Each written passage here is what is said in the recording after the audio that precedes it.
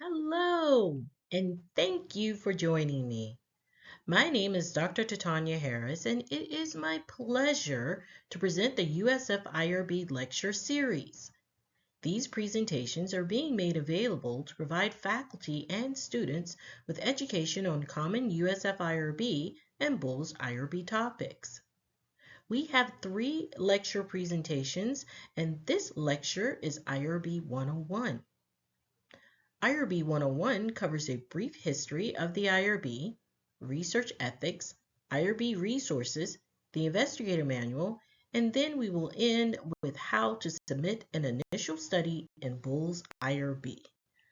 Let's get started.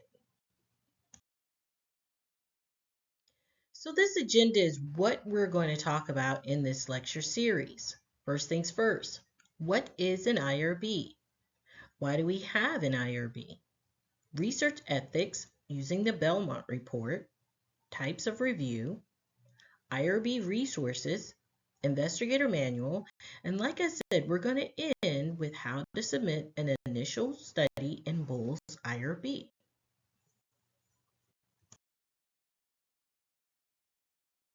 We're going to start with this initial question.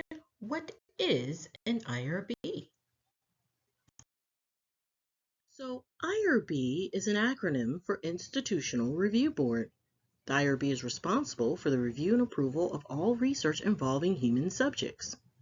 The function of the IRB is protecting the rights, welfare, and safety of human subjects, and we achieve this through review, approval, and continuing oversight.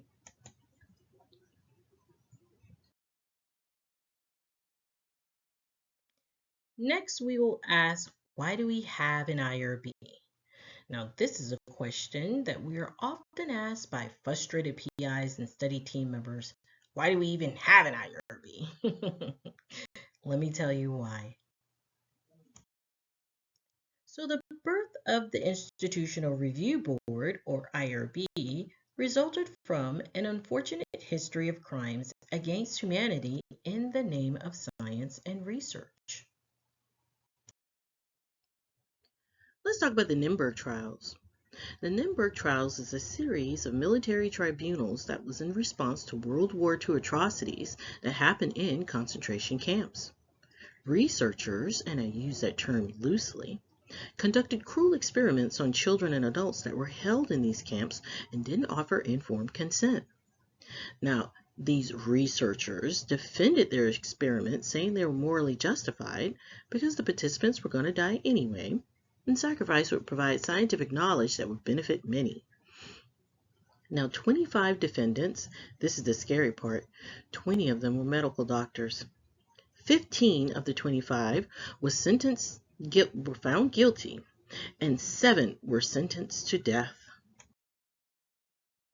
As a direct result of those experiments, we have the Nuremberg Code. So the Nuremberg Code makes clear that the welfare and rights of human subjects must be protected. The research conducted must be sound and beneficial, and the freedom of human subjects to participate are not as unchallengeable, which means they must volunteer. Now let's jump up to the Tuskegee syphilis study. This was from 1932 to 1972, a very long time. This study was funded by the federal government. Subjects were disadvantaged rural African American men, several who were already infected and some who were not. Now the researchers, and I use that term loosely, provided free medical exams, free meals, and burial insurance, but did not tell the participants about their disease. They also denied the infected men treatment, even though penicillin was an acceptable treatment in 1943 and specifically available for syphilis in 1952. And the compliance goes on and on and on, even now today, 2018. And I just recently read that there is another case of non-compliance where researchers obtained DNA samples from indigenous people and used the DNA sample in another way than what they collected it for. So that's not cool, right? So we have all of this non-compliance that happens, but the non-compliance lets us know where the gaps are in research. I told you guys how the Nuremberg trials led to the Nuremberg Code. The Tuskegee research noncompliance led to the National Research Act of 1974, which requires regulatory protection for human subjects. Now, the National Research Act also created the National Commission for the Protection of Human Subjects of Biomedical and Behavioral Research. Now, this commission wrote the Belmont Report. We're going to dig into that a little later on. In 1981, the DHHS and FDA published convergent regulations that were based on the Belmont principles. In 1991, after 10 years of negotiation, 17 federal departments and agencies agreed to adopt the Basic Human Subjects Protection, and this is what we refer to today as the Common Rule. So, what happens is people do research. They find that there's a gap in how they are conducting the research, and then regulations comes in and fills that gap, and the IRB ensures that the gap is filled.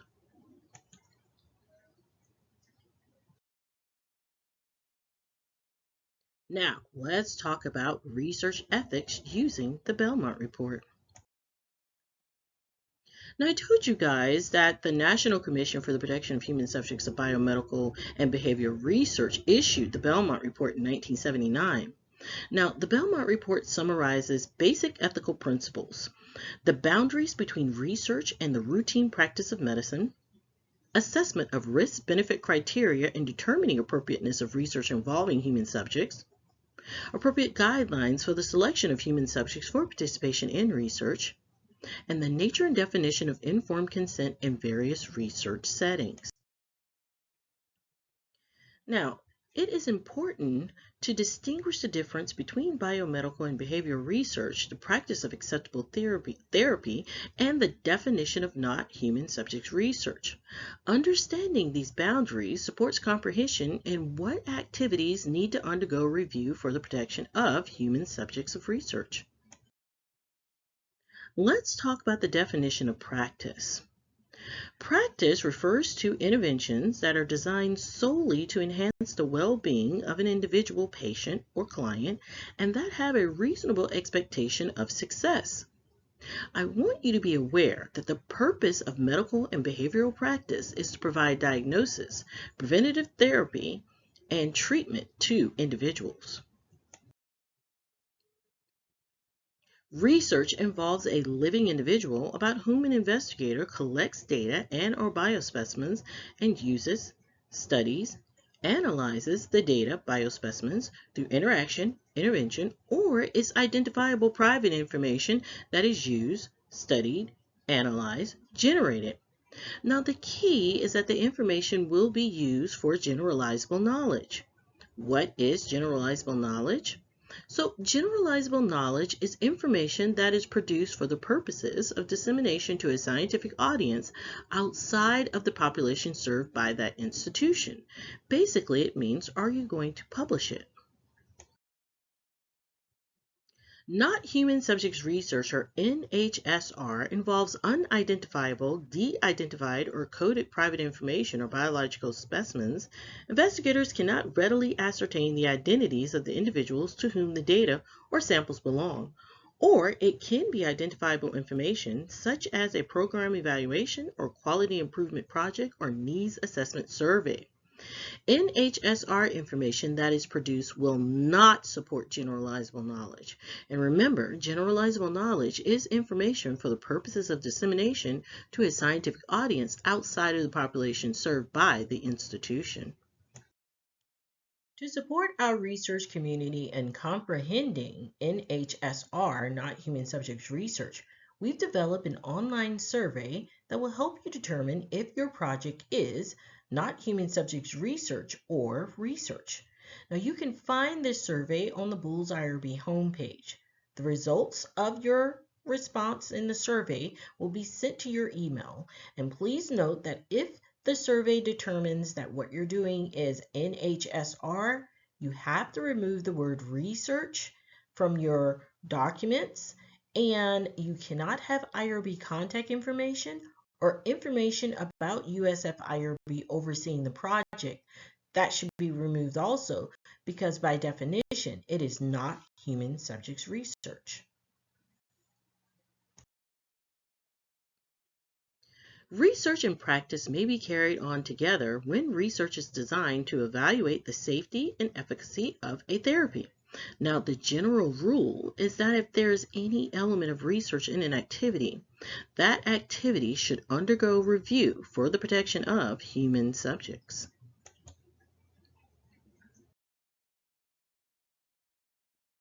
Now, let's talk about the three pillars of the Belmont report. We're going to talk about respect for persons, then you have beneficence, and then justice. Let's talk about respect for persons. So it's a two moral requirements. You need to acknowledge autonomy. Individuals should be treated as autonomous agents. And that means that these individuals have the ability to function independently without control by others. You also need to protect those with diminished autonomy, such as your vulnerable populations. Respect for persons demands that subjects enter into research voluntarily and with adequate information. Informed consent is central to protecting the autonomy of human subjects. Beneficence. This is in your assessment of risks and benefits. Researchers have the obligation to secure the well-being of subjects. There's two general rules: do not harm and maximize possible benefits while minimizing possible harms. Justice. This is in the selection of your subjects. Researchers should question who receives the benefit of research and who bears its burden. There must be fairness in the distribution of the risks and benefits of the research. So researchers should ask this question: is the purpose for the treatment justified? Meaning, are the participants easily available or directly related to the problem? Now, for additional information on the Belmont report, you can go to our website, irb.research.usf.edu. You're going to click on the Regulation and Guidance tab. Then you're going to click on the Regulatory Links folder, and bam boom, you'll find the Belmont report information.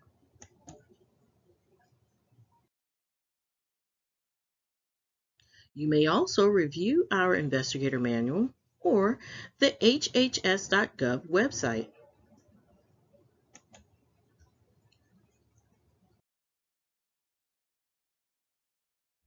Now let's jump into what are the types of review. So USF IRB supports the PIs and study team members in conducting their research in a way that cultivates innovation and not counter submission processes research regulations. Thus, PIs and study team members do not determine the approval of their study. It is determined by the IRB chair and/or board. Now let me reiterate. You nor the IRB staff can determine what a study is approved as. Exempt and expedited submissions must meet the criteria found in federal regulations and OHARP guidance, and the chair is ultimately responsible for determining what type of study you have. Now, you can try to predict what approval you will have by clicking on the link at the bottom of this presentation, or going to Human Subject Regulations Decisions chart and following the chart. Now, let's talk about the types of review. We have exempt, expedited, and full board.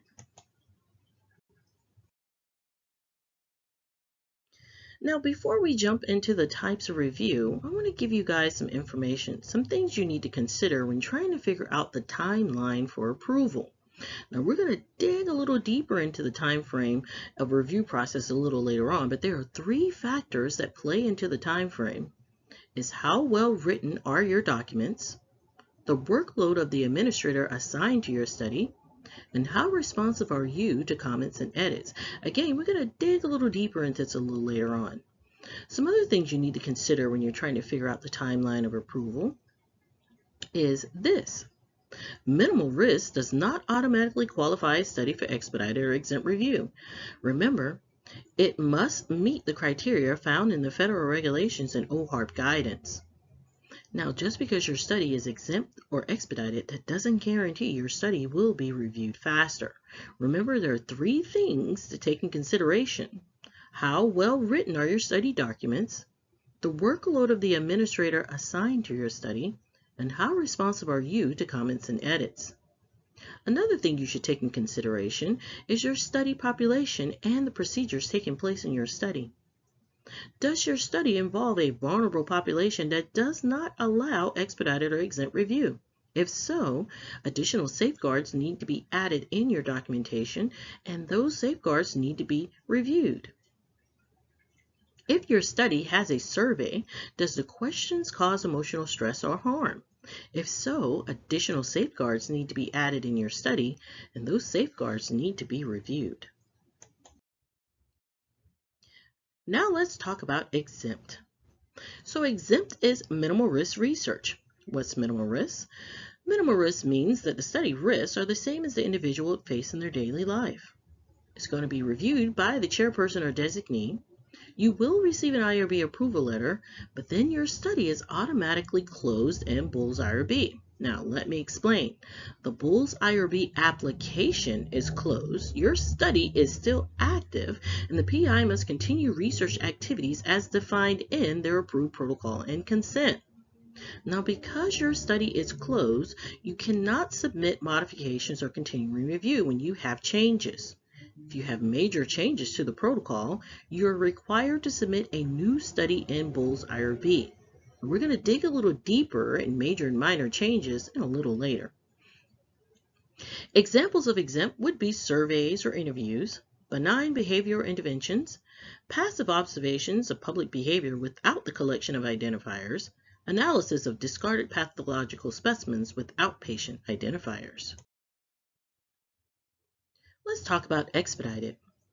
Expedited, again, is minimal risk. Minimal risk means that the study risks are the same as the individual would face in their daily life. Again, it's reviewed by chairperson or designee. It has a 1-year effective period and a continuing review. Now, because of the new common rule, we have two options for expedited continuing reviews. The first option is the regular way that you do, we say traditional, where you log in a Bull's IRB and you complete that entire continuing review application. The second one is where you go into Bull's IRB, you answer about 2 questions, and you confirm ongoing research. Now, I want to make you aware that you nor the IRB can decide on the type of continuing review you have. It is based on the content of your study. You should review the IRB approval letters that you receive because those letters will give you specific information about your effective period as well as the continuing review that you may have. Examples of expedited would be collection of data from voice, video, digital image recordings for research purposes, collection of data through non-invasive procedures routinely employed in clinical practice such as an MRI.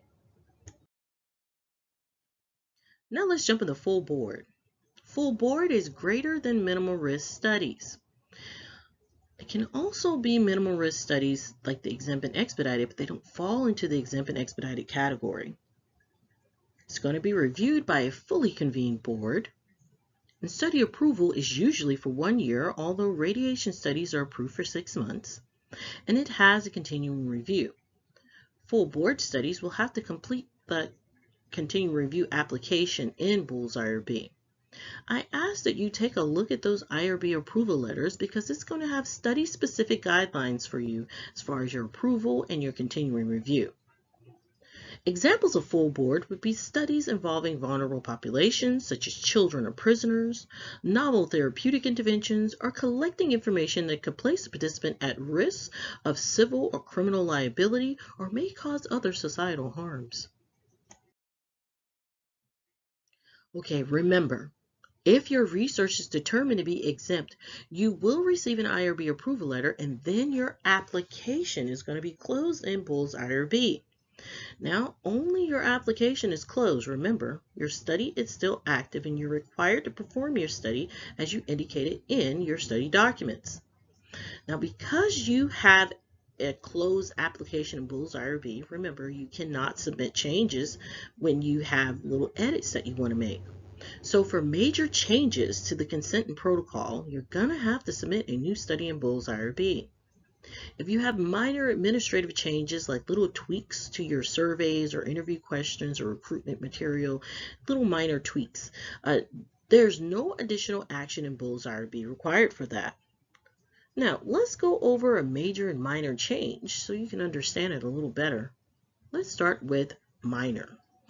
Let's say that you're doing a smoking cessation study. You are collecting data on everyone. Everybody's included in the study. Then you decide that you want to have a category for sexual orientation.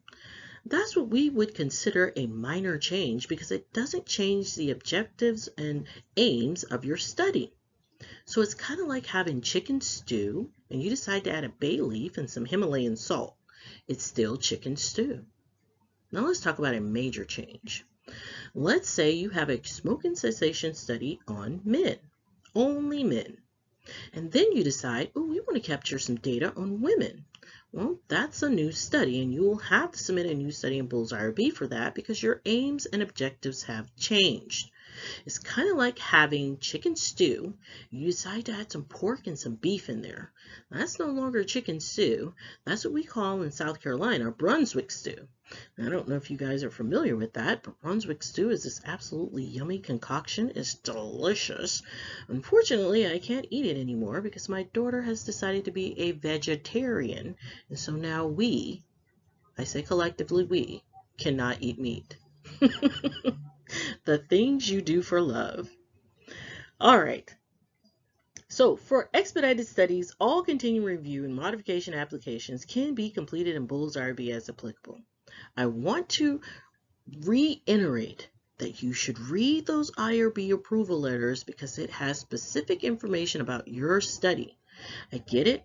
When I was a coordinator, we would get those letters and we'd stick them in the regulatory, wouldn't read them. Don't do that. I want you guys to read it. Don't be like me. Read it.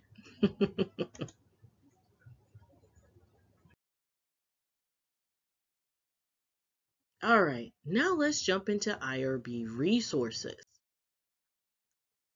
So I want you guys to be aware of all the educational resources that we have to help you be successful in conducting and developing your research. I want you to go to Bull's IRB homepage. You can type irb.research.usf.edu. Then you're going to go look over to the left-hand side and click on the Regulation and Guidance tab. Now that's going to bring you to all of these folders. We're going to go over each one of the folders in the Regulation and Guidance tab. So first, in the General Regulatory Links folder, you can find regulatory guidance like the Belmont report. In the Guidance Documents folder is where you will find all of USF IRB educational flyers and videos. In the IRB Education Program and Spotlight Presentation folder is where you're going to find information on how to request a personal presentation like this one, and also information on the Spotlight presentation. So the Spotlight presentation is a new initiative that was created to support our researchers. We have one faculty and one student present their research. The next folder is the IRB newsletter. This is where you can find previous newsletters. Let me tell you, the newsletters are an absolutely amazing document. They often have relevant IRB training information, tips and information on Bull's IRB submission, and general research information. If you are not already signed up for the IRB newsletter, there will be a link in the presentation that you can click on so you can sign up for it. You can also email the IRB home office and ask them to help you get connected. The next two folders are the Revised Common Rule folder and the Single IRB folder, which offers information on the Common Rule and Single IRB.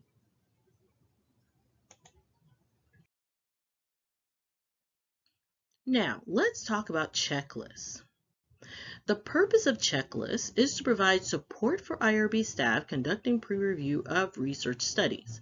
They are not required for study team members or PIs, but they're useful in comprehending IRB review. So you can find the references to the applicable checklists throughout the protocol. These checklists are what I call a cheat sheet because it can help you in drafting your protocol and creating your consent. It's basically telling you what we are looking for so you can make sure you have it in your documentation. Remember, I said there are 3 things that can help your study go through review very fast, and one of them is how well written are your study documents. This is one way to achieve that. Worksheets. They're basically just like the checklist.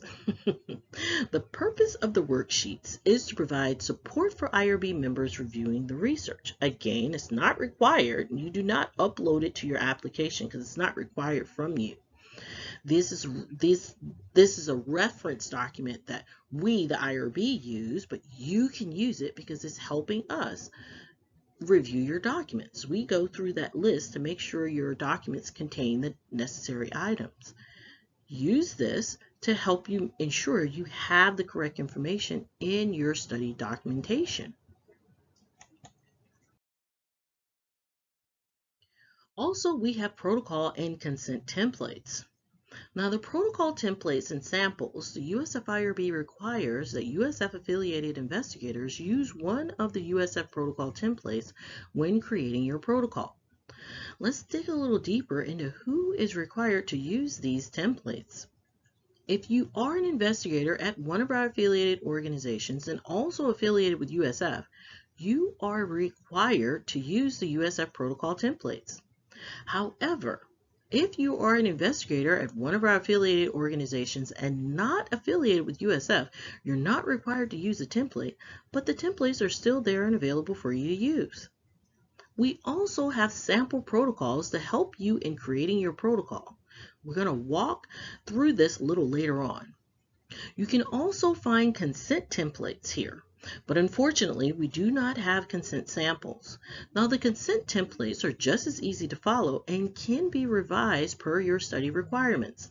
Unlike the protocol, which is very rigid with our sections, the consent sections can be removed, they can be edited. It's a very easy to follow document. You can find all of these documents in the library section under templates in Bull's IRB.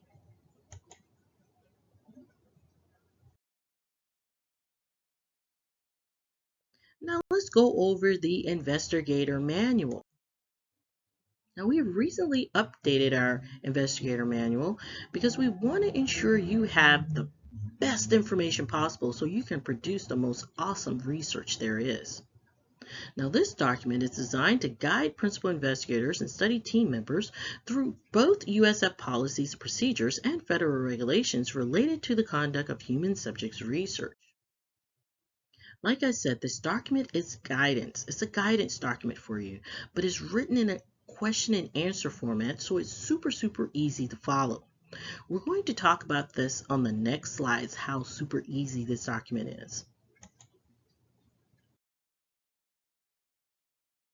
So, information about how to write an investigator protocol can be found on question 11. This question will give you specific information about drafting your protocol. There's also information on the various templates that we have available for you to use in creating your protocol. We also have sample protocols in the library section of Bull's IRB. The samples may be useful in seeing a finished product.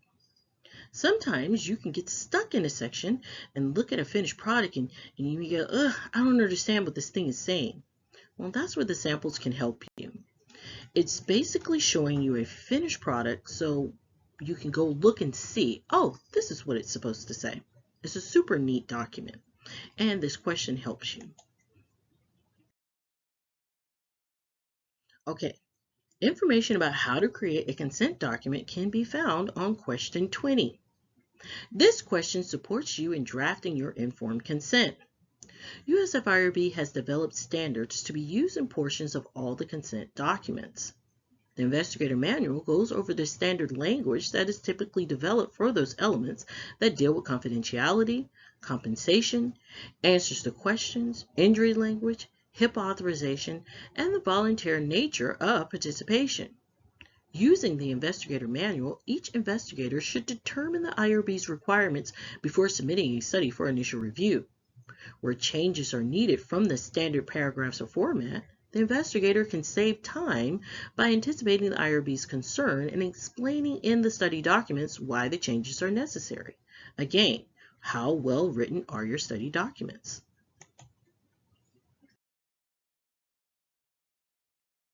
You can find information in question 31, what do I need to know about recruiting subjects? This question explains the do's and don'ts to consider when recruiting your study population. Also, you can find information and guidance on recruiting employees or students, recruiting from a research subject pool, recruitment of study research team members and/or family members, and information on how to create your research advertisement or recruitment document.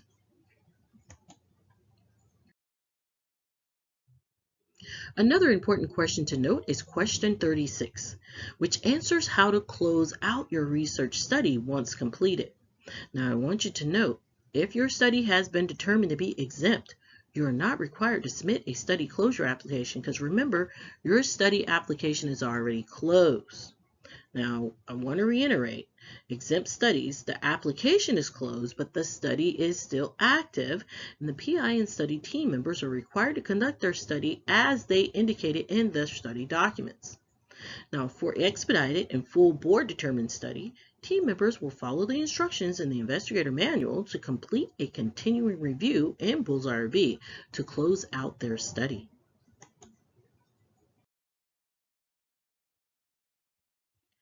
Another important question to note is question 17 about the Florida laws that may affect your research plans. There's a lot of laws that Florida has that may impact how you conduct your research. It's important for you to review this section to make sure you are being compliant with Florida law as well as USF policies, procedures, and federal regulations. If your study, for example, let's say if your study involves children, you'll want to review the investigator manual for information to be sure you are compliant in conducting your research. And there's so much more. I didn't go over everything. I just hit on a few things. There's tons more in the investigator manual, and I absolutely love how it asks the question and then answers it. It doesn't say HRPP Regulation 29. It just says, how do I? And then it answers the question. I absolutely love that. I would suggest if you do not have this document that you go ahead and get it. Now, as I mentioned, we have recently updated the investigator manual. So please get the new copy. You're going to want to go to IRB, click on Library, click on General, and then bam, boom, there it is right there, the investigator manual. Now, this document is going to download as a Word document. You're going to want to save it as a PDF. Don't be like your girl here. Okay, story time. So this is when we were in the office and I had two screens up and I'm typing away on my keyboard. I'm not looking at the screen, I'm looking at what I'm typing. Then I look over at the screen and I put an entire paragraph in the investigator manual. So needless to say, I had 5 streaks of gray hair that just kind of morphed on the right side of my head. I'm smart, I got this. So I just highlighted that section and it's good, cut it and paste it, just took it out. Took an entire section out of the investigator manual. So 5 more streaks of gray hair came on the left side. And I was like, okay, I deleted the whole document, went back to IRB, downloaded it as a Word, and instantly saved it as a PDF. Now, when I told this story to another group, they said, well, all you had to do was hit the back button. And I'm like, where were you when I was turning into Grandma Moses? So don't be like me. Save it as a PDF. Also, for additional information on the Investigator Manual, we have an introduction to the Investigator Manual video. Now, you can find this video on our website in the Regulation and Guidance section. You're going to want to click on the Guidance Documents, section, and then you're going to want to scroll down to the guidance video section, and bam, boom, there is the Investigator Manual Introduction video. You can also find it on our YouTube channel. So subscribe to our newsletter. Our YouTube channel. You subscribe to our YouTube channel and be the first to know when we have items uploaded to our YouTube channel.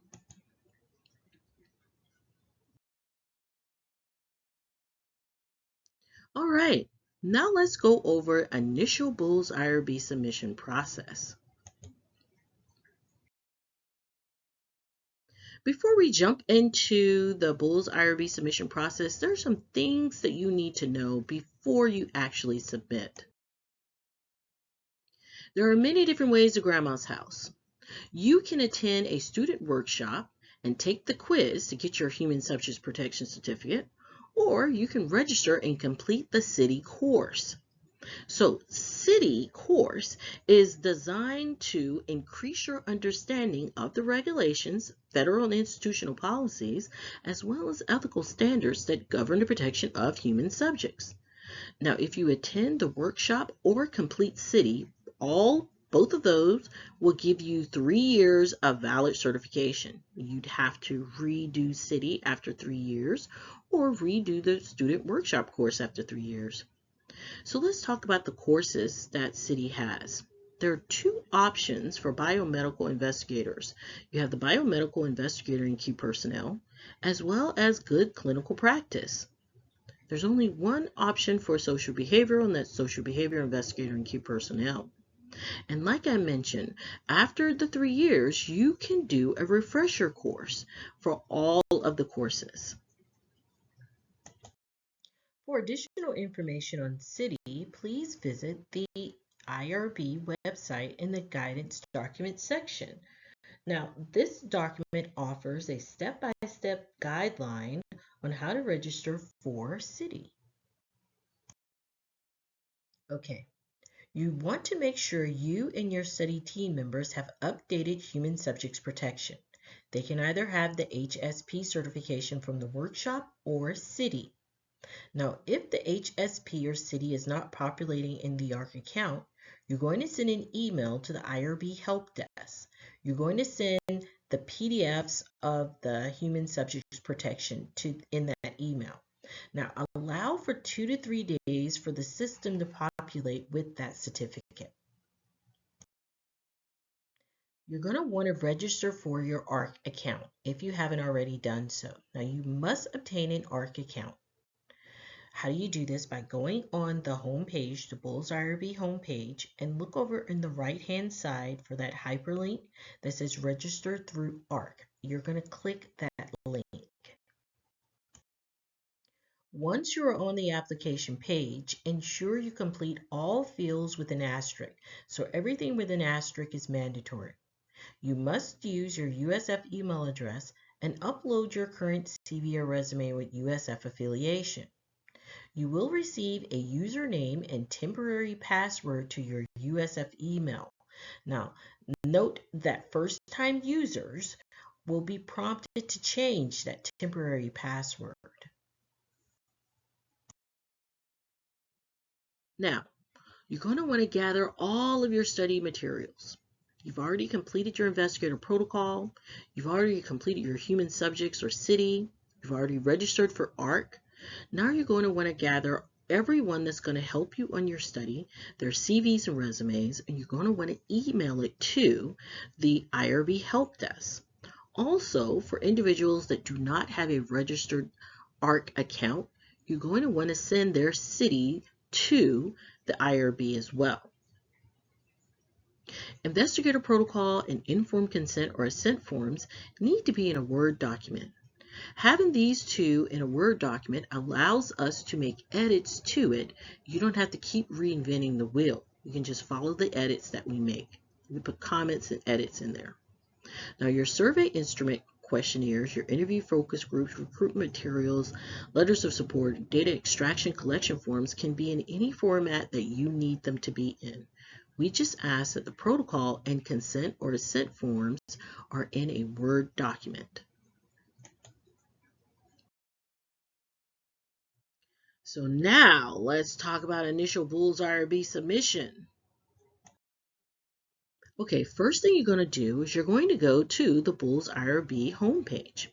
So you're going to type in irb.research.usf.edu. Then you're going to go to the login screen over in the right-hand side, the login tab in the right-hand side, and click that. Then you're going to go to My Inbox, and then you're going to click on Create New Study.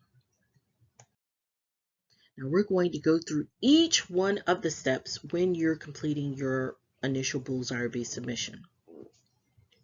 Number 1, title of your study. This is the title that you gave your study in the protocol. 2, short title. This is sometimes PIs like to give a shortened title in the header of their document. This would be the shortened title. It could be the same. It's up to you. 3 is a brief description, no more than 5 sentences telling us what you're trying to do. 4, what kind of study is this? Is it a multi-site collaborative study or a single-site study? A lot of PIs get a little hesitant on this question. So let's go ahead and dig in and just unpack this. So study teams will select a multi-site or collaborative study if the study has one protocol that will be utilized across multiple sites. Now this option is usually selected when a study is industry sponsored or federally funded and research teams from both USF and other universities or organizations are conducting the same type of research under the same protocol. This is also selected for all external applications when USF is one of the multiple sites that will be engaged in the research, regardless of funding. USF and affiliated study teams should select a single site study when the protocol will be used at only one site, even if the study is recruiting from affiliated and non-affiliated organizations or conducting research activities at a variety of sites, as long as only USF and or affiliated study team members are conducting the research procedures. I hope you understand that multi-site and collaborative study and single a little bit better. The next one, 5. Will an external IRB act as the IRB of record for this study? Meaning, is another study going to be the mama bear over USF? 6. Will USF IRB act as the single IRB of record for other participating sites? Meaning, will USF IRB be the mama bear over other participating sites? Local principal investigator is going to pre-populate in here from when you created your ARC account. Does the local principal investigator have a financial interest related to this research? Yes or no? And 9 is where you will upload your protocol. Only your protocol goes here, nothing else but the protocol. Now let's go to study funding source. You will only complete this section if you have a study funding source. You'll simply click the Add button and enter the information. Okay, so now we're on the local study team member page. Now on this page, you will see the PI's name, their CV will be here, and where you see this red, it will be green, indicating that the human subject certification is updated. If it is red, again, you need to send your human subject certification to the IRB help desk. Now, what you're going to do is, in order to add individuals to your study, you're going to click the Add button, and this is what you're going to see. You're going to enter their name, and if they have an ARC account registered through ARC or City, once you put their name in here, it should, once you start typing their name, it should populate down at the bottom. And you just click on it. And then the role. They can have multiple roles. This question is the team member involved in the consent process, yes or no? And this one is pretty significant because the PI has to determine if the study team member has any financial interest related to this research study by selecting yes or no. Now, again, be sure that your study team member has updated CVs, human subject certification, and as a reminder, all students must include their faculty advisor as a study team member in the Bulls IRB application. Now, study scope. There are two questions. We're going to unpack both. Does the study require use of Does the study require use of an approved drug or biologic, an unapproved drug or biologic, or a food or dietary supplement to diagnose, cure, treat, or mitigate a disease or condition? Yes or no? That's simple enough. Two is where a lot of PIs get a little confused. Does the study evaluate the safety or effectiveness of a medical device, including a mobile medical application or use a humanitarian use device? So a lot of PIs get confused with the medical device. So let's define medical device. Medical device is a device that is used to diagnose, cure, treat, or mitigate a disease or condition. So if you are using a medical device to collect study data, you will select no here because collecting study data does not diagnose, does not cure, does not treat or mitigate a disease or condition. Now I know I made it really simple just now, and when you're going to do this, you may go, I don't remember, what did she say? What did she say? It's okay. At the end of all the questions in the Bulls IRB application, we have embedded hyperlinks. That's that circle with the question mark. If you click on that, it's going to give you additional information to help you answer all those questions. Local research location section confuses PIs a lot, so let's unpack this. We're going to dig into this. So let's take our time. This section is asking for the location where you will conduct your research and/or data extraction and analysis and data storage location. So here we go. If you're conducting research, data analysis, and extraction at a non-affiliated site, you will add that location information in this section. Also, be sure to upload your letter of support in the Bulls IRB application. This lets us know that you have permission to conduct study activities at the site.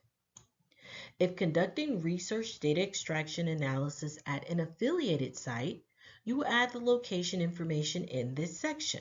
Now also be sure to select this affiliated site in the application, and I'm going to go over that a little later on. Now, if conducting research, data analysis, and extraction at a USF college department or USF affiliated clinic or organization, you're going to add the location of the USF college department or USF affiliated clinic or organization in the local research location section. Now, if you are storing data on a cloud storage, let's say you're conducting a virtual study, you will indicate in the local research location section the USF College Department affiliated with that cloud storage account. Now, if conducting data analysis and extraction at a USF library or college computer lab, you're going to add the location of the USF library or college computer lab in the local research location section. Now, if conducting data analysis and extraction at a college department office, you're going to add the name of the USF College Department where the office is located in the local research location section. The room number and office number is not necessary. Now, please note that you may not add your resident address or area in the Bulls IRB application. In the protocol, you will include justification for conducting a virtual study activities at your residence. Also, add your residence area in the protocol. For example, PI's North Tampa residence or PI's Brandon home office. Do not add your address. Now, you will have to also indicate in the protocol where on USF you will conduct virtual data extraction and analysis. Now, this is the USF college or department affiliated with that college with that USF cloud storage account. Now, I do want to make you aware that it is not permitted to store documents and/or identifiable data at a private residence during conducting of the study, nor archiving after it is complete. It is also not acceptable to store identifiable protected health information for research purposes on personal computers or portable devices. Now, the location information that is placed in your Bulls IRB application should be consistent with the protocol and the study documents. Drugs. This is only if you are going to be, if your study involves drugs. If your study does not involve drugs, you can skip right over this. If it does, you're going to click the Add button. You're going to give us the applicable information. And then number 2, you're going to attach the applicable files. This is devices, only if your study involves medical devices. You're going to click the Add button, give us the applicable information in 1, and 2, you're going to click the Add button and update the applicable files. Local site documents. Okay, so this is for your consent, your recruitment forms, and anything else. Let's go through each one. Number 1, consent documents. Only the consent documents are uploaded in 1. 2, this is recruitment material. Anything that the subject, the potential subject, will see, hear, we need it uploaded into the recruitment documents section. Other attachments is for anything that doesn't have a home. So we told you where to do the protocol, the consent, and recruitment. Anything else would go into 3. So your data collection forms, your interview questions, your questionnaires, your letters of support, all of that's going to go into 3. The required reviews page is where you double check that all the information is correct. For research type, if you're doing a biomedical research, you want to make sure that biomedical is selected. If it's a social behavioral, make sure social behavioral is selected. And also in number 2, where we're talking about required reviews right here, you want to make sure that your department is here, your college department is here. Now also, I want to make you aware that if your faculty advisor is in a different department, you're going to want to add that in here. How you do that is by typing in the name, and it should populate, and you just click it in the drop-down menu. Now, question 3 is where you will select your USF affiliated site for research activities. Please note that there will be a delay in IRB approval as these sites have to verify your study research activities prior to USF IRB approval. Okay, number 4, invoicing. Remember, this is only going to populate if you added information in the study funding source page. Now, once this page, if it does open up for you, you're going to want to put NA in all the fields. Don't worry about the name and all that stuff. Just put NA in every single one of these fields and keep it moving. Oh, almost done, almost done. So at the very bottom of that application, you're going to click on Finish. Then it's going to show up in the workspace. It's not submitted when you hit Finish. You have to click on the Submit button for it to be submitted. And bam, boom, your study has been submitted. Now your application is going to be routed to the department organization that you put in number 2 in required review. It's going to populate to them for them to check for scientific and scholarly approval. And then it's going to be routed to the IRB. This is what your study is going to look like when you hit that submit button. It's going to have an orange header that says organization review. That means that the organization is going to check for scholarly and scientific approval. Then they're going to submit it, and it will send to the IRB. Now, at this time, you can assign a PI proxy by clicking on the Assign PI Proxy tab. But please be aware, you can only make a person a PI proxy that's on your study. So you have to put their information in the study team member section before you can make them a proxy. All right, so I want to give you some information on the flow chart. So the flow chart is where your study is in Bull's IRB process. Now remember, there are 3 things to consider when you're determining timeline of completion. Remember, it's how well written are your documents, the workload of the RCA assigned to your study, and how responsive are you to comments and edits. But if you look at the flowchart where the arrow's pointing, it tells you where each phase that you're in towards being completed. Now, I average about 2 weeks, 2 months on average for your study to come through. Now, it will take a little bit longer now because we are having a little bit more of a backlog of things, but it should be around 2 months you should be done. Now, we do have an educational video that explains the study status flowchart. For more information on how to review the status and timeline of your study, you can see the What Happens Next After Bull's IRB Submission video. Now, this is going to give you an explanation on the different steps, stages, and timeline of the Bull's IRB review process. You can find this on our Bull's IRB website under the Regulation and Guidance heading and the Guidance video section right there. Boom. You can also find it on our website. If you need additional information on submitting an initial study for Bull's IRB, you're going to go to that same website and you're going to click on the initial Bull's IRB submission flyer. It's going to give you a step-by-step along with a little hints on how to complete that initial Bull's IRB submission process. You can find this flyer on our website, irb.research.usf.edu, Regulation and Guidance, Guidance Document, and bam boom, Initial Bull's IRB Submission Flyer. You can also find that document if you scroll down to the Guidance Video section. There it is, Initial Bull's IRB Submission Video. You can also find that video on our YouTube channel. So our YouTube Also, you want to subscribe to the newsletter. Remember what I said, the newsletter has relevant IRB training information, tips and information on Bull's IRB submission, and general research information. If you're not subscribed, you want to get subscribing to the USF IRB newsletter. Okay, next are common questions. Let's go over some common questions that are usually asked when we do these trainings. The first one is, can you give an example of recruitment methods and undue influence or coercion? All right, so here's an example.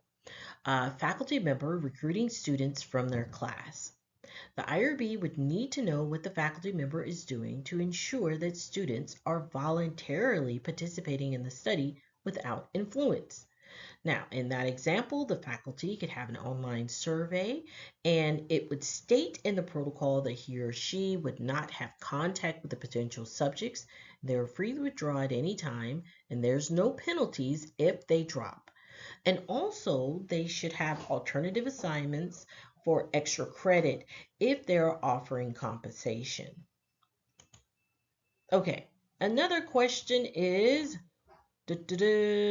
what are some protocol submission pitfalls most identified by IRB administrator reviewers? All right, so things to avoid. Consistency is key. What you have in the protocol must match in all your study documents. Examples of inconsistency is if the time commitment for subjects is 10 minutes in the protocol, but 15 minutes in the consent and 2 hours in the recruitment documents. That's not consistent. All documents must match. Another question, when completing an initial Bull's IRB application, what are some relevant study documents that could be uploaded to your application? So PIs should upload the following to their IRB applications: their investigator protocol, informed consent or assent forms, survey instruments or questionnaires, interview or focus group questions, recruitment materials, letters of support from non-affiliated sites if applicable, data extraction collection forms. These are all things that are applicable or should be uploaded to your Bull's IRB application.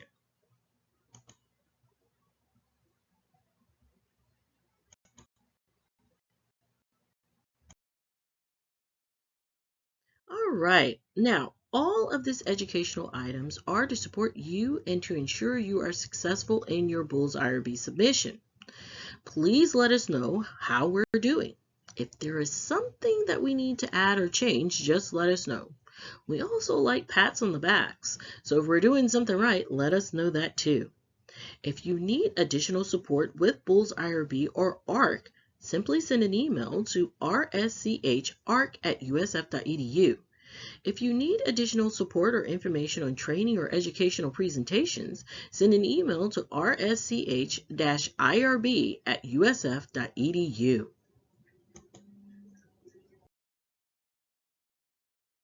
And we are done. Thank you for watching Lecture Series IRB 101. We have 2 additional lectures for your review on our website.